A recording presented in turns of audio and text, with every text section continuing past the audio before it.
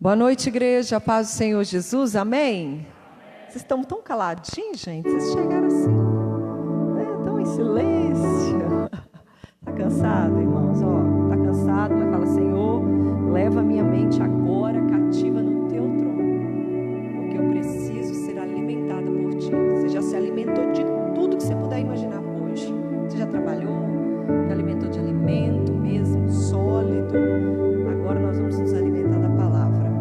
Amém? Vamos nos colocar de pé, vamos estar orando, agradecendo a Deus por esta rica oportunidade de nós estarmos aqui hoje para aprender mais da palavra de Deus. Amém? Senhor, nós te louvamos e te agradecemos por esta rica oportunidade, Senhor, de aprender mais da tua palavra. Senhor, como é bom terminar o nosso dia sendo enxertados pelo teu evangelho. Senhor, fala conosco, que todo cansaço físico, mental, agora seja cativo na tua presença, porque nós queremos reter, Senhor, o melhor de ti. Fala conosco, porque nós queremos ouvir a tua voz, aleluia. O nosso espírito, Senhor, queremos, Senhor, que seja encontrado com o Senhor. Deus querido, nós queremos essa ligação no mundo espiritual com a tua presença. Leva-nos, ó Deus, a uma atmosfera diferente neste lugar, Deus querido, nesta noite. Leva, Senhor, o nosso entendimento. Senhor, nós te pedimos o espírito do entendimento. Nós queremos entender a tua palavra, nós queremos digerir a tua palavra, nós queremos viver a tua palavra. Deus, nós queremos mais de ti. Fala conosco nesta noite, porque nós queremos ser cheios do teu Espírito. Conduza-nos, ó Deus, na tua presença. Que o teu Espírito que repousa na minha vida, Senhor, venha me usar nesta noite. E que o coração do teu povo venha estar aberto, uma terra fértil, para receber da tua palavra. É o que nós te louvamos e te agradecemos, em nome de Jesus. Amém? Irmãos, nesta noite nós iremos falar sobre um assunto tão necessário. Eu sei que todas as vezes que eu venho dar estudo bíblico eu falo isso, mas é porque é necessário. Todo culto, quando a gente, hoje é algo necessário, porque é necessário. O que são coisas necessárias? São de usos práticos, são de usos diários, então é necessário.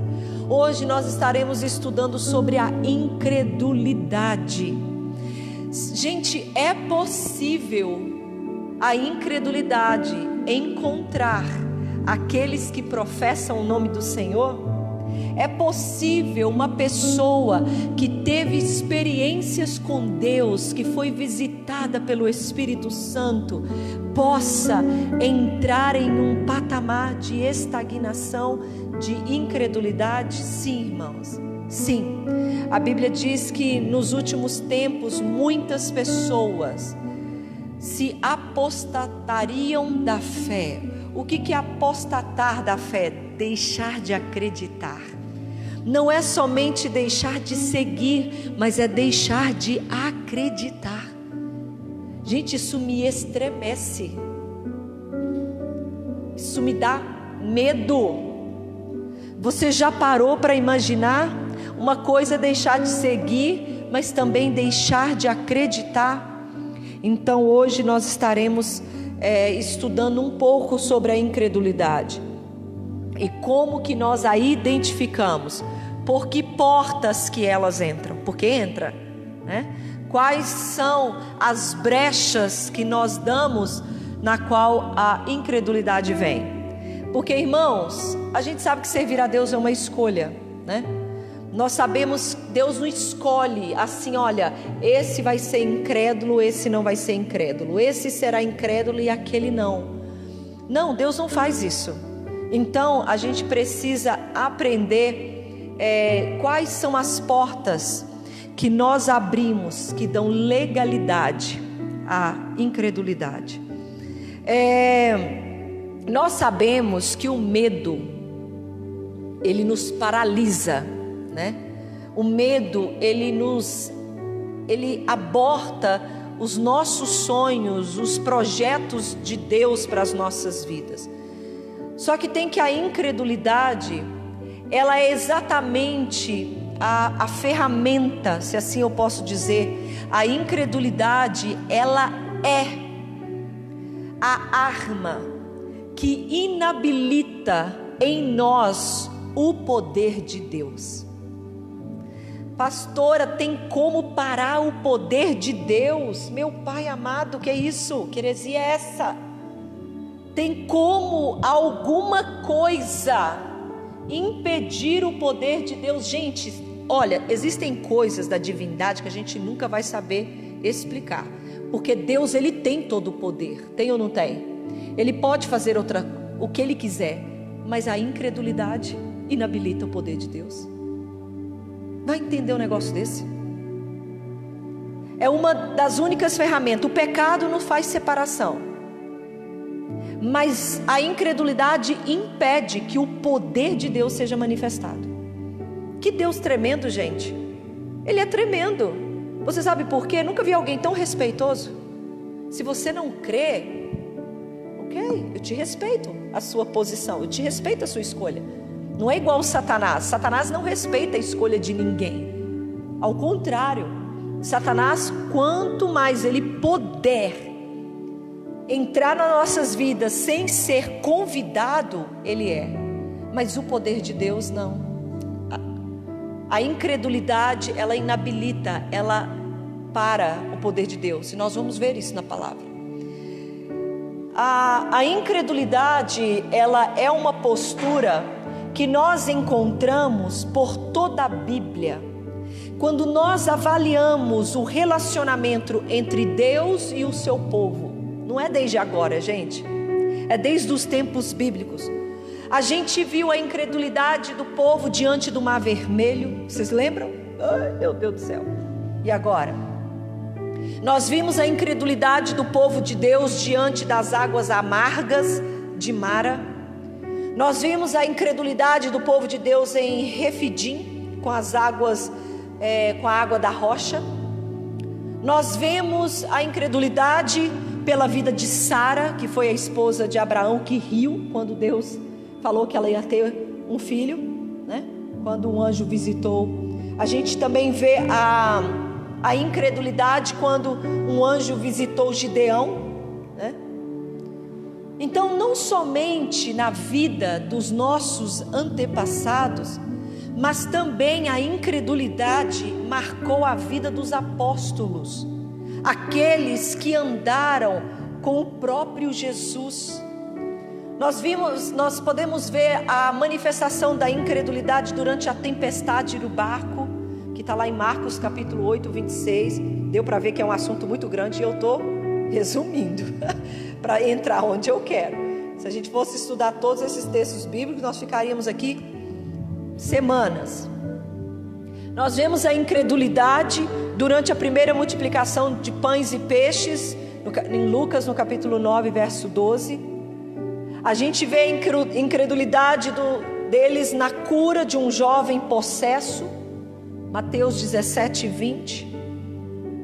Na figueira sem fruto, Mateus 21, do 21 ao 22. Enfim, apesar da incredulidade ela ser algo antigo, ela continua se expandindo cada vez mais, atingindo toda a humanidade, inclusive o povo de Deus hoje, como eu e você.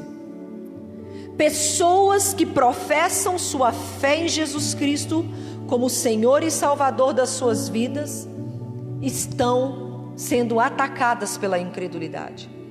A igreja hoje é um dos lugares na qual nós encontramos mais crentes descrentes. Porque o povo que está lá fora, eles não têm acesso ao que nós temos. Eles não têm essa palavra ministrada toda semana que vai ouvindo, e uns milagres ali, outros aqui que Deus vai fazendo na vida da gente. Então aonde estão o maior número de descrentes? Dentro da igreja. Dentro da igreja. Semana passada nós aprendemos sobre o espírito de entendimento, o espírito que foi liberado para as nossas vidas. Me fala qual a porcentagem na qual nós usamos desse espírito disponível sobre as nossas vidas. Qual? Mas por que será? Por quê? Irmãos, uma coisa que a gente precisa estar ciente é que a incredulidade, ela não aparece repentinamente. Não. Quando você lê sobre esses episódios que eu falei, por isso que eu falo que estudo bíblico é lugar de você trazer caneta e papel, irmão. Senão, o que você vai reter daqui? Né? Isso aqui é um conselho e uma exortação da sua pastora. Escreva. Quando você lê sobre esses episódios aonde a incredulidade se manifestou, você percebe que são alguns fatores que contribuíram para que a incredulidade se manifestasse. Então a incredulidade, você não dorme crendo em Deus e acorda não crendo mais nas coisas de Deus. Ela não acontece do dia para a noite, é algo gradativo. São fatores que vão acontecendo em nossas vidas, que vão nos minando, que nos leva a um resultado.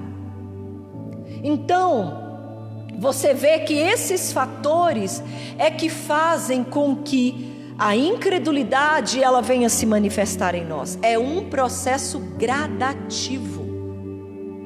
Gradativo. E nós vamos falar sobre alguns fatores aqui nesta noite que fazem com que a incredulidade ela venha manifestar em nós. E nós vamos começar falando sobre a insatisfação. Preste atenção. Porque lembra que eu disse que é de uma maneira que nós não vamos percebendo? Pois é, olha só. Se inicia a incredulidade, um dos fatores que contribuem para a incredulidade das pessoas se chama insatisfação. A insatisfação, igreja, é um sentimento interior que nós sentimos quando as nossas expectativas elas não são atendidas. E eu posso ser sincera para você, se nós resumíssemos a nossa vida cristã aqui na terra, o evangelho seria algo de maior insatisfação. Se nós resumíssemos a nossa vida cristã aqui nessa terra, a insatisfação, irmãos, estaria presente todo dia. Todos os dias. Hoje, muitas pessoas, elas vêm para Cristo para o suprimento de uma necessidade. É ou não é? Nada contra. Porque o Senhor, Ele tem a sua multiforme e graça de nos atrair. Ele pode nos atrair pelo amor, pessoas que se apaixonam pelo Senhor, outros serão pela dor, outros serão pela necessidade. Então, as pessoas hoje, elas vêm ao Evangelho para o suprimento da sua necessidade. Mas o amadurecimento espiritual se faz necessário. Porque senão, igreja, nós viveremos um evangelho à base de satisfação. A gente irá servir ao Senhor de uma maneira que Ele tem que satisfazer os nossos desejos. E quando nós não recebemos aquilo que a gente quer, o que acontece? Nós abandonamos a fé. Eu me recordo de uma certa vez, nós fazíamos parte de uma outra igreja, o pastor ele já era pastor de jovens, e eu lembro que entrou um jovem dentro da igreja, ele ficou 9 meses, se converteu, ficou 9 meses. E ele estava saindo da igreja, voltando para o mundo. E o pastor perguntou para ele: mas por que você vai abandonar o Senhor? Ah, pastor, eu vim para a igreja para mim arranjar uma namorada, para mim ter uma vida. Eu não recebi nada, então. As pessoas hoje, irmão, se a gente não prestar atenção, você vai servir, se os teus olhos forem nas coisas temporais, você vai servir a Deus. Vai chegar uma hora que você vai falar assim: caramba, eu sirvo a Deus, a minha vida é um inferno. Eu sirvo a Deus e as coisas só pioram. Eu sirvo a Deus e nada dá certo. Eu sirvo a Deus e só fico na pitimba. Meu Deus, já cansei. Por quê? Porque nós estamos baseando o nosso evangelho em satisfação. A insatisfação, ela é um dos fatores que levam as pessoas à incredulidade, a não mais acreditar. Eu sirvo Ele e nada acontece. Nós vivemos em uma sociedade líquida, em uma sociedade de consumo.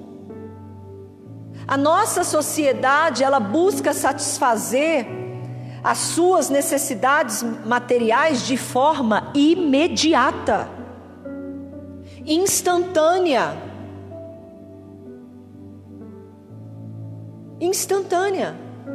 Por isso que nós queremos tanto em tão pouco tempo, igreja. Porque nós somos insaciáveis. E assim a gente pega toda a nossa ansiedade, a gente transfere a nossa ansiedade para o evangelho. Quem sabe o evangelho não vai ser minha última escapatória. É ou não é? Já tentei de tudo. Quantas vezes você não ouviu isso? De pessoas que vêm para Cristo? Olha, eu já tentei de tudo, o evangelho é minha última tacada. A gente pega toda a nossa ansiedade e transfere para o evangelho. Resolva o meu problema. Irmão, se a gente não tomar cuidado, a insatisfação, ela gera em nós a incredulidade. O evangelho, ele não é baseado em satisfações pessoais. Jesus, ele não nos salvou. Irmão, você acha que Jesus viria para a terra sofrer tudo aquilo que sofreu para te dar carro e casa? Para te dar casamento, te dar filho? Você acha? O alto preço que ele pagou foi para nos salvar. As demais coisas que a gente acrescenta é a graça dele, a misericórdia dele sobre as nossas vidas e resultado, né, irmão, de trabalho. Você não estuda, não vai para a faculdade e fica sonhando com mansão e depois transfere para Deus? Gente, aí nós tem que tomar vergonha na cara, né?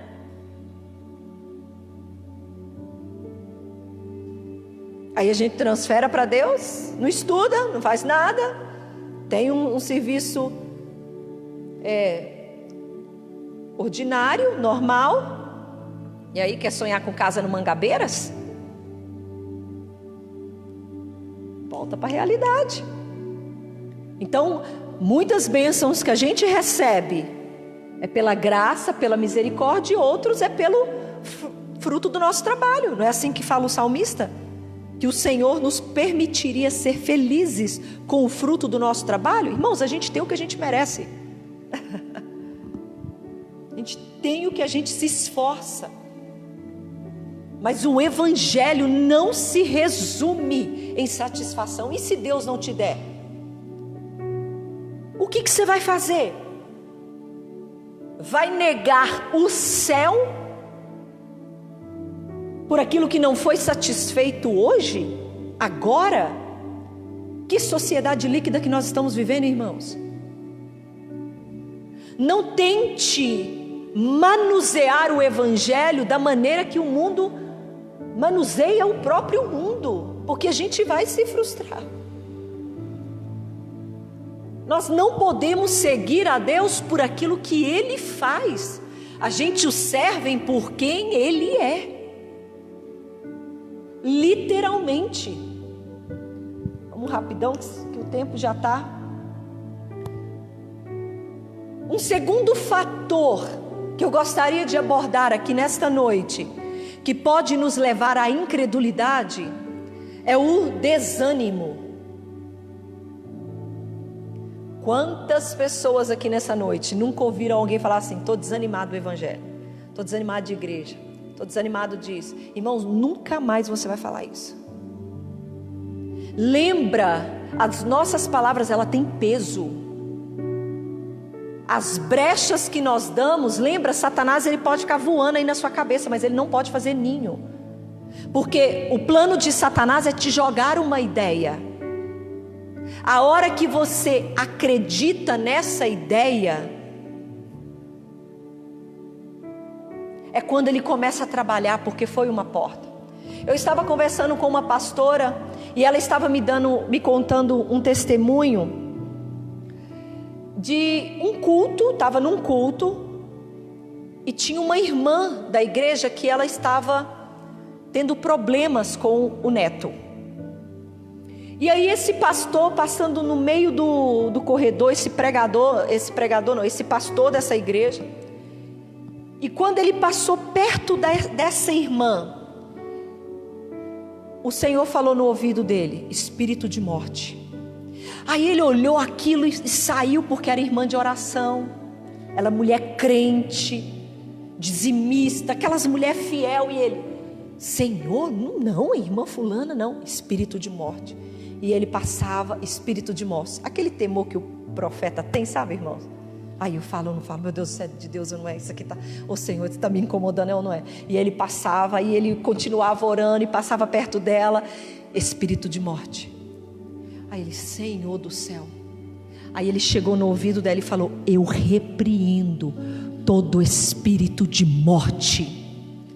E ele ficou olhando e falou assim: vamos ver se ela vai, meu Deus, o que vai acontecer?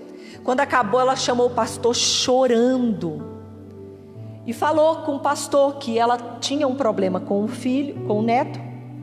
E aí ela virou e disse assim: ai, Senhor, que vontade de morrer. Ai, irmão, cuidado com suas palavras. No momento assim: ai, Senhor, que vontade de morrer. Eu não consigo imaginar meu neto nessa situação. Que vontade de morrer. Naquilo ali ela abriu brecha para o espírito da morte. E desde então ela disse para o pastor que toda hora vinha na cabeça dela: ah, podia me matar. Sabe aqueles pensamentos que você não dá importância? Ai, que vontade de matar, vontade de morrer. Ela disse que às vezes ela passava assim na cozinha, via uma faca e vinha aquele pensamento, porque era uma brecha. Quando nós abrimos a nossa boca para proferir, irmãos, palavras de destruição, o que você acha que você vai colher, irmão? Bênção. Se a palavra de Deus diz que o quê? Quando haver a união do crente, a união dos crentes é para fazer o quê? Para ter palavra, hinos, né? Salmodiai os irmãos. Que da nossa boca não pode jorrar 2 tipos de água. Que a nossa língua, ela tem o poder para dar vida e para dar morte. Cara, para onde que a Bíblia foi? Para sua cabeça? Para nossa cabeça? A gente conhece esses versículos de có e salteada. Nós conhecemos esses versículos assim. Mas adivinha? Olha a incredulidade. Adivinha? A gente fala exatamente ao contrário. A gente usa a nossa boca para amaldiçoar, para falar que está com vontade de morrer, para falar que está com desânimo, para falar que não está feliz, para falar que não está aquele lá e tá lá. E a gente está aqui, abre brechas. Aí a gente não entende por que esses pensamentos estão permeando a nossa cabeça. Porque nós demos lugar. E o desânimo é um deles. O desânimo é um dos fatores que nos leva à incredulidade. Nós vamos ver aqui na palavra por quê. Nós vamos ver. Não fale isso mais. A gente se entristece. Claro que a gente vai ter desânimo. Claro que a gente vai ter insatisfação. Mas a gente não pode acatar a ideia.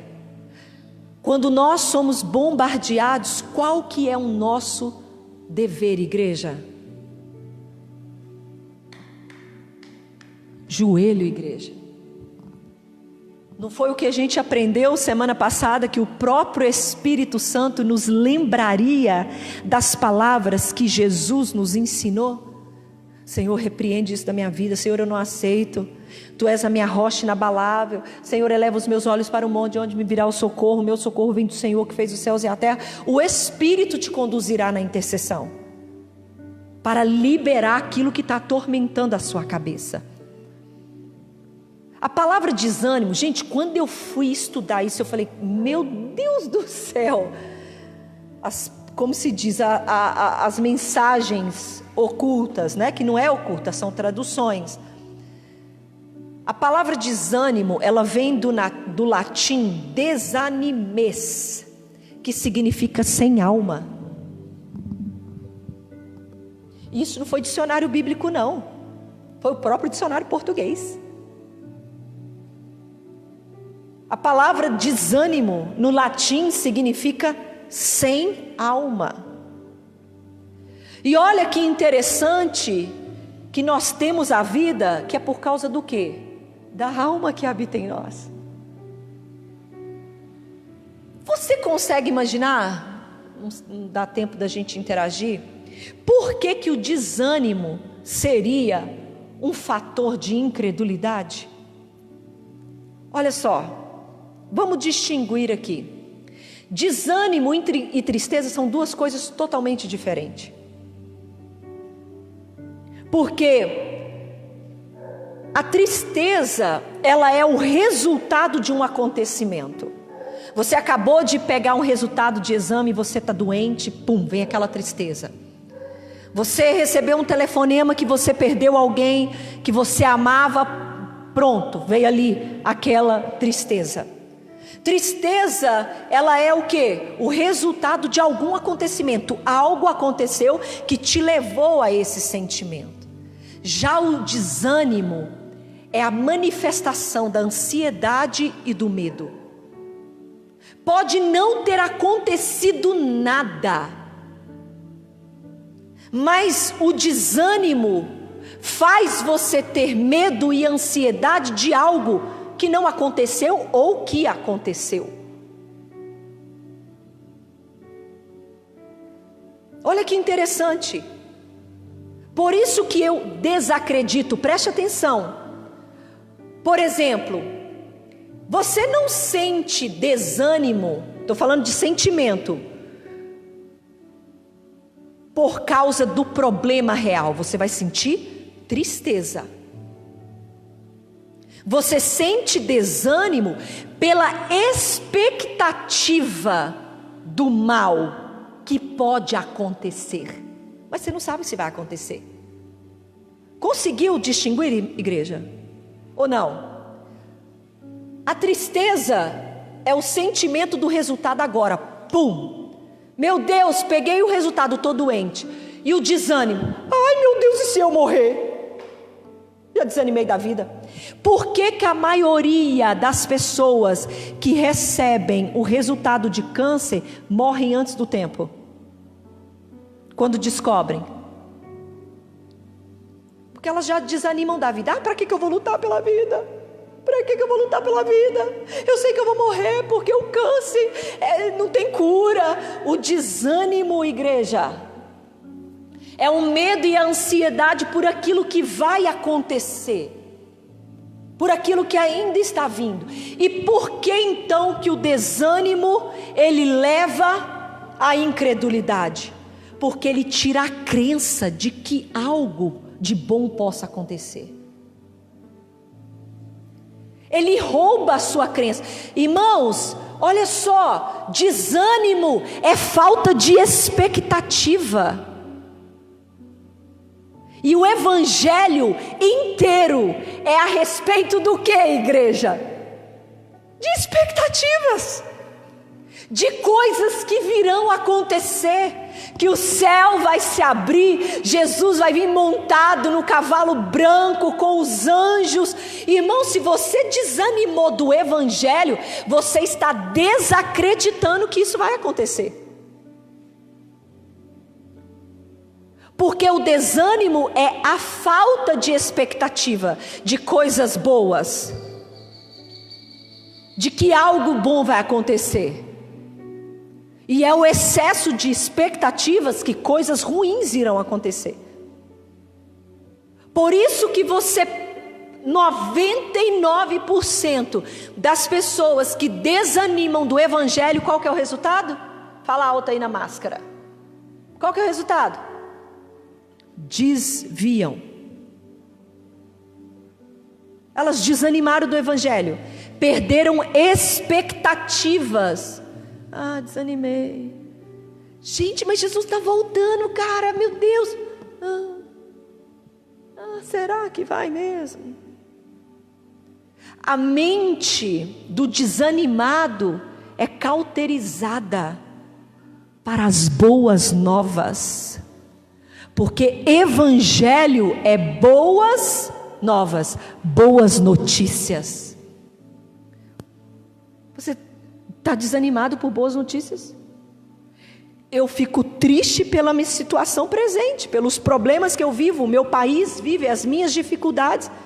Mas o meu ânimo é que Ele pode fazer, e que Ele tem o poder de fazer, que eu vou morar na Canaã Celestial, que eu vou colher do fruto do meu trabalho, que eu estou trabalhando, estudando para me ter algo melhor na minha vida, ou eu dedico ao ministério para me colher algo no ministério, enfim.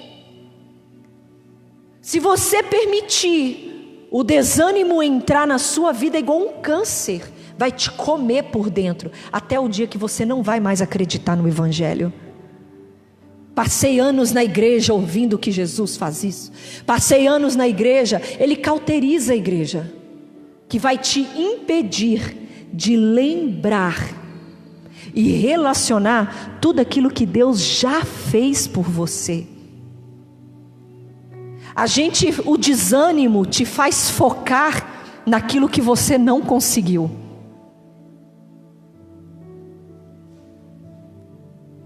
Eu vou repetir. O desânimo te faz focar naquilo que você não conseguiu, naquele lugar onde você não chegou, naquilo ainda que você não adquiriu, e faz você esquecer a caminhada linda que você já viveu, o que você já conquistou. Não aceite isso na sua vida. Não aceite a insatisfação. Não aceite a insatisfação em Deus. Não aceite o desânimo em Deus. Não aceite.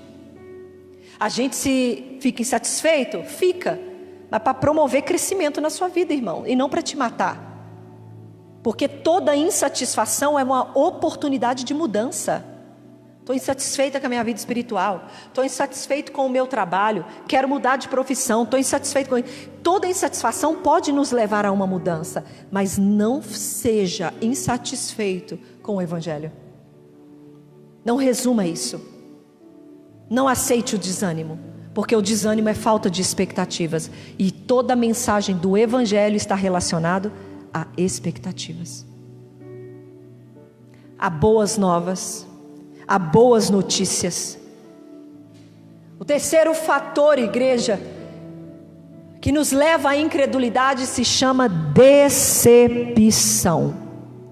Vai me dizer quantos de nós aqui já não teve uma decepção na igreja e falou: nunca mais eu boto meu pé dentro de igreja, nunca mais eu confio em pastor, nunca mais eu confio em irmão de igreja, nunca mais eu me relaciono com ninguém.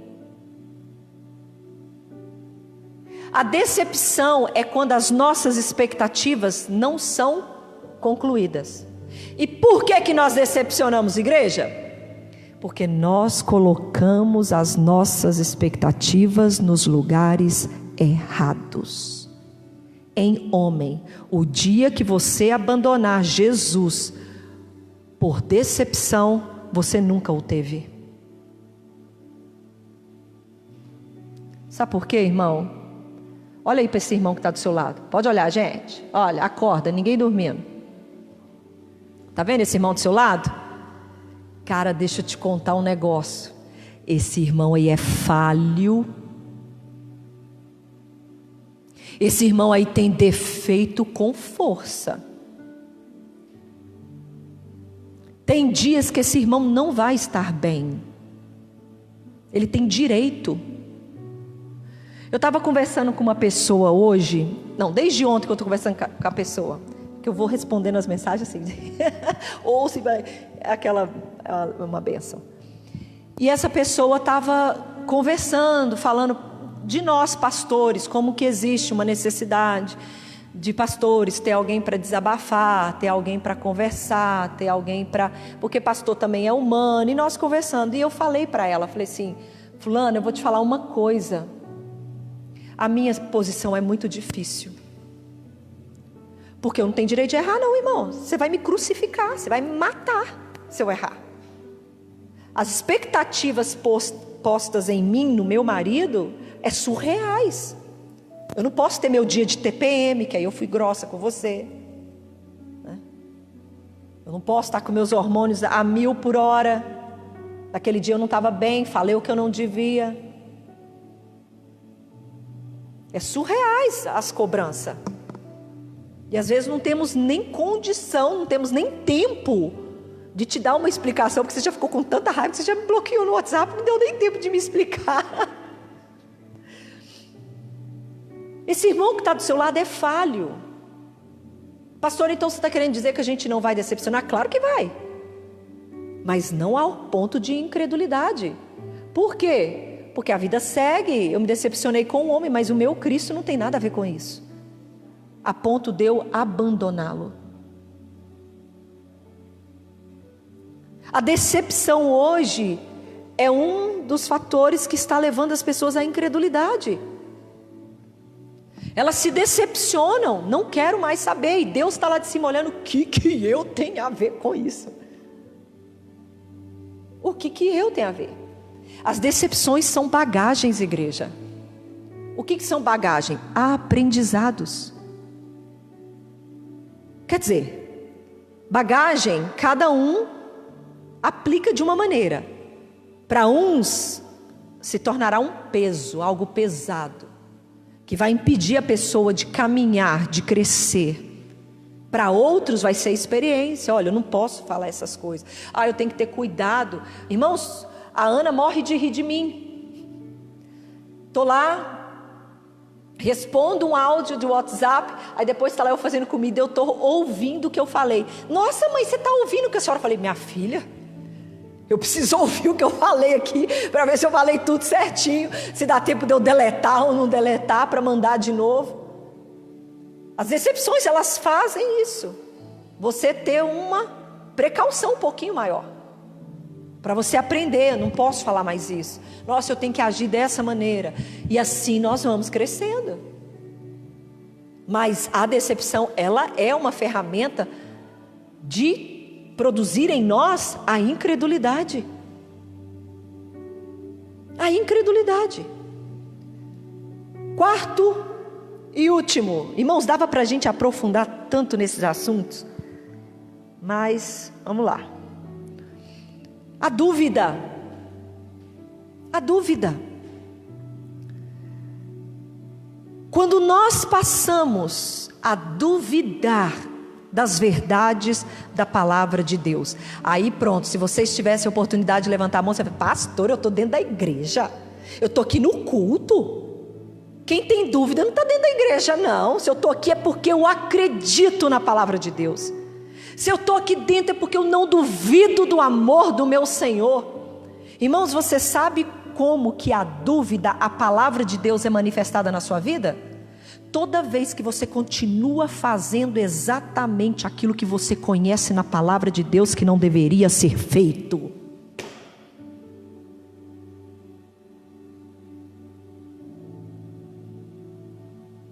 Isso não é dúvida não? Porque se você cresce, se eu cresce, nós não faríamos. Eu não estou falando de cair, porque a gente vai errar. O cair é do homem. Lembra do estudo da rebelião? A rebelião é diferente. O cair é quando nós escorregamos, caímos, o Senhor vem e nos levanta. A rebelião é quando o Senhor nos fala do erro e a gente continua no erro. Aí vem a rebelião contra a palavra. Essa é a dúvida. Quando a palavra me ensina, eu já tive experiência com essa palavra, mas amanhã eu faço o quê? Eu novamente pratico aquilo que não era para mim estar praticando. Isso é dúvida. Quando eu me comporto, quando eu pratico uma verdade que está ali na palavra e eu faço ao contrário. Porque se eu acreditasse que isso fosse verdade, caí, levantei, sangue de Jesus tem poder, nunca mais, nisso aqui não. Meu Deus, porque é a sua palavra. É a sua palavra. Hoje o nosso desafio está muito mais além do que do diabo, irmãos. O nosso maior desafio hoje é vencer a gente mesma. É vencer nós mesmos. Não é vencer Satanás. É vencer a nós mesmos. Porque a nossa carne constantemente luta para que nós venhamos a duvidar da palavra do Senhor. Ah, vai acontecer comigo não. Só mais uma vez. Não tem problema. Irmãos, a incredulidade, que eu falei no início, impede a autoridade e o poder de Deus serem operados em nossas vidas. Mateus, coloca pra gente Mateus capítulo 13, eu esqueci de escrever aí. Mateus capítulo 13, verso 58.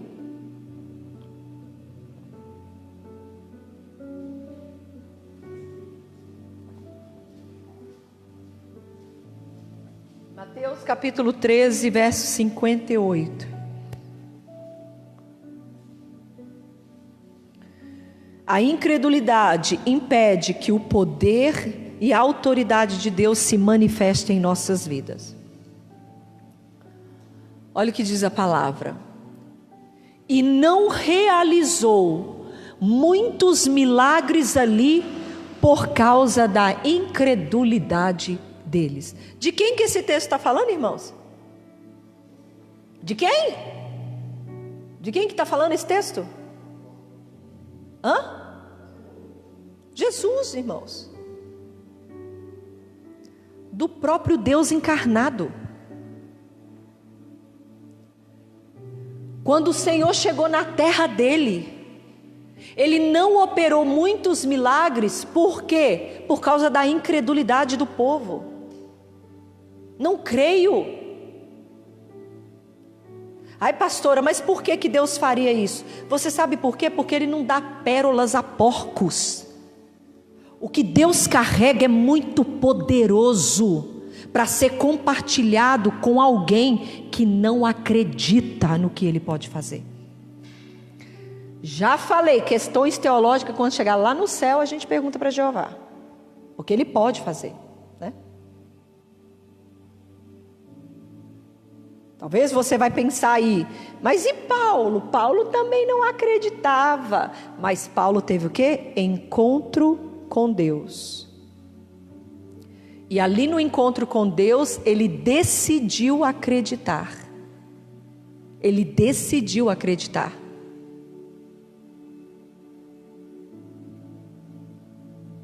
Porque muitos que estavam no barco, quando Jesus estava andando sobre as águas, alguns deles acreditaram que era o quê, irmãos? Fantasma. Cada um acredita no que quer. Paulo também. Jesus se revelou a ele, ele acreditou. E hoje Jesus tem se revelado a muitas pessoas e elas continuam não acreditando. A incredulidade nunca será por motivo de Deus não se revelar. Porque senão seria fácil demais, né? As pessoas iam chegar no céu. Não, eu não acreditei. Ela acreditou porque Jesus se revelou para ela. Para mim não me revelou, não. Irmãos, eu amo aquela parábola do joio e do trigo. Porque os dois estavam fazendo o quê? Crescendo juntos. E aí veio, mas por que não tira logo esse joio do meio do trigo? Não. E você sabe que o joio e o trigo, eles são bem parecidos, né? É muito difícil de identificá-los. Não, deixa eles juntos até o final. Você sabe por quê, igreja? Para quando chegar o dia do julgamento, o joio não vir falar assim: eu não ouvi isso, eu não aprendi isso, não, eu não tive essa experiência. Irmãos, o joio e o trigo estão ouvindo a mesma palavra, o joio e o trigo estão ouvindo os mesmos louvores, o joio e o trigo estão vendo as mesmas manifestações, mas no final eles serão identificados: joio e trigo. Então a incredulidade nunca será proveniente de malícia de Deus, de não ter se revelado para fulano e ter se revelado para ciclano. Ele se revela para todos. O que a Bíblia diz em João? O que o Senhor fala? Que o nosso Deus enviou Jesus, para que todo aquele que nele cresce não pereça, mas tenha a vida eterna. Que todo aquele que cresce nele, é uma escolha. As pessoas têm experiências com Deus, elas sentem, o Senhor se manifesta. E irmãos, a maior manifestação já teve, que foi Jesus vindo para nos salvar. Jesus não operou, nem mesmo Jesus com poder e autoridade, ele fez o que ele desejava, porque o povo não queria, não cria. Nós somos a chave que abre e fecha a manifestação do poder de Deus sobre nós. Nós que somos a chave que abre e fecha, para que o poder e a autoridade de Deus venha operar através de nós. Não depende de uma boa programação de igreja, não depende de um bom pregador, de uma boa liturgia, de uma reunião numerosa. Não é disso que precisa para ser manifestado. Você sabe o que precisa para ser manifestado? Hebreus capítulo 11, verso 6.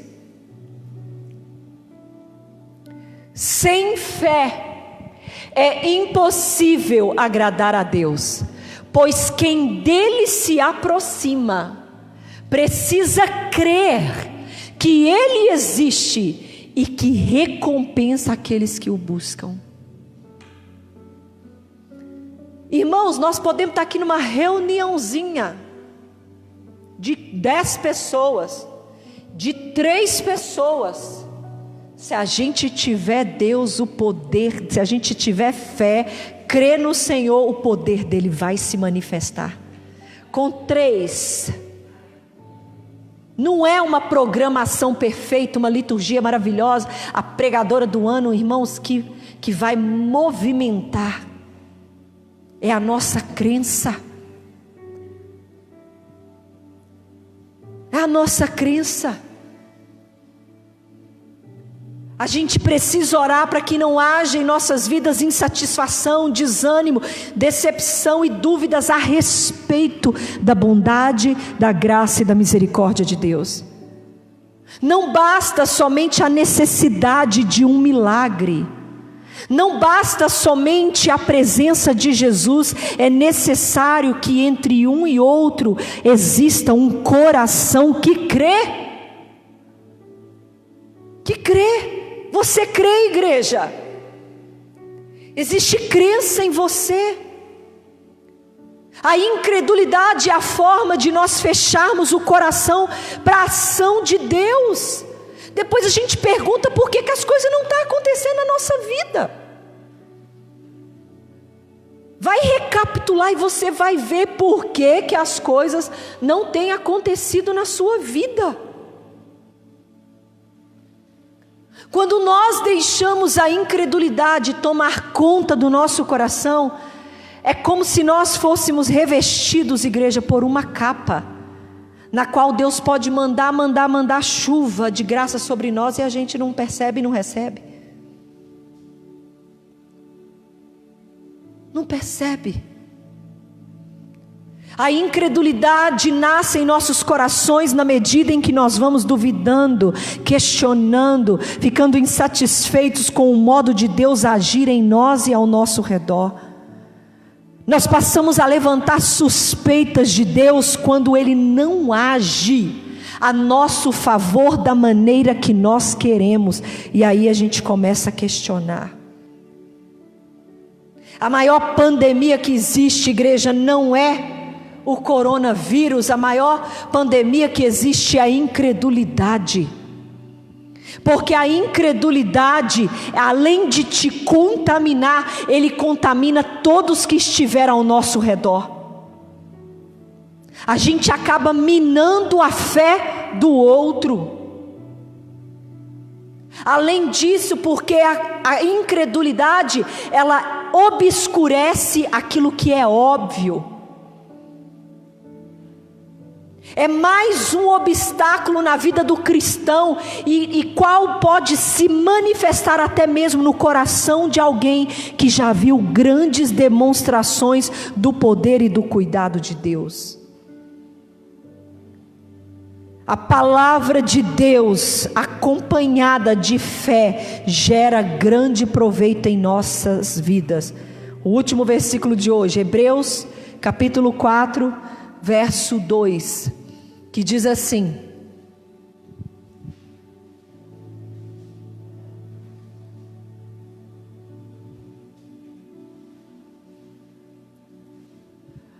pois as boas novas foram pregadas também a nós, tanto quanto eles, lembra? Deus, ele se manifesta para todos, mas a mensagem que eles ouviram de nada lhes valeu, pois não foi acompanhada de fé por aqueles que ouviram. Meu Deus, o poder que liberta da incredulidade é a própria palavra de Deus, recebida num coração adequado, regado por fé. E a fé vem como, igreja? Pelo ouvir, pelo que você está fazendo aqui hoje. Mas para ouvir, nossos ouvidos têm que estar bem atentos. Da mesma forma, a palavra precisa encontrar um coração adequado em nós. Por meio da palavra, nós conhecemos quem Deus é e a obra que Ele faz em nós e por nós. Por isso, igreja, jamais deixe de buscá-lo por meio da leitura bíblica, e faça isso com o coração aberto, para que Ele se revele sobre a sua vida. Amém? Glória a Deus. Nada de incredulidade, irmãos, pelo amor de Deus. Jesus está voltando, e Ele vai buscar uma igreja que crê nele, é ou não é? Vamos nos colocar de pé? Aleluia. Louvado seja o nome do nosso Deus.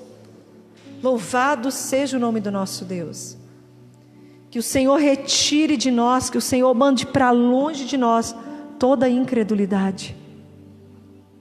Que a nossa confiança venha estar no Senhor, que a gente não venha se desanimar dos caminhos dEle, que os nossos olhos estejam no Senhor, para que as nossas decepções aqui nessa terra não nos tire da presença dEle, que as nossas insatisfações sejam suficientes para gerar mudança em nós, e não abandono da fé.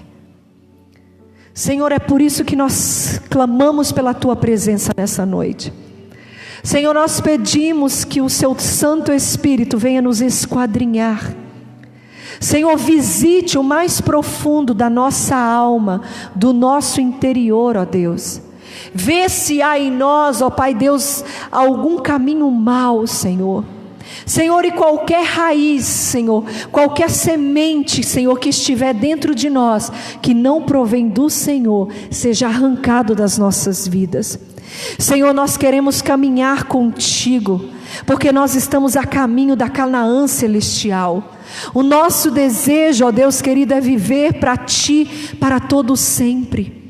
Nós queremos, ó Deus, uma vida na Tua presença. Espírito Santo, nos ajude a superar as adversidades. Senhor, nos ajude, Senhor, contra tudo aquilo, ó Deus, que tenta, Senhor, tirar o nosso alvo de Ti, a distrair o nosso foco da Tua presença. Senhor, nos ajude a tirar os nossos olhos daquilo que é temporal e colocá-lo, Senhor, diante da Tua presença. O nosso alvo é a cruz, ó Deus. O nosso alvo é a Tua presença. E não há nada que nós desejamos mais do que a Tua presença. Visita cada lar aqui representado. E aonde uma semente de incredulidade estiver sendo, Senhor, germinada, que o Teu Espírito possa ir ali agora e retirar desta casa, para que esta casa seja um ambiente propício para a manifestação do Seu poder, aleluia, a manifestação da Tua glória. Obrigada, Senhor, obrigada por este tempo precioso que nós tivemos na Tua presença. É que nós Te louvamos e Te agradecemos, ó Deus. Senhor, abençoe cada um que irá dizimar e ofertar nessa noite. Que o nosso Deus, o provedor, venha ser real na vida da Tua igreja. Leva-nos, ó Deus, para os nossos lares em paz. Leva-nos, ó Deus, para a Tua presença. Obrigada, Espírito Santo.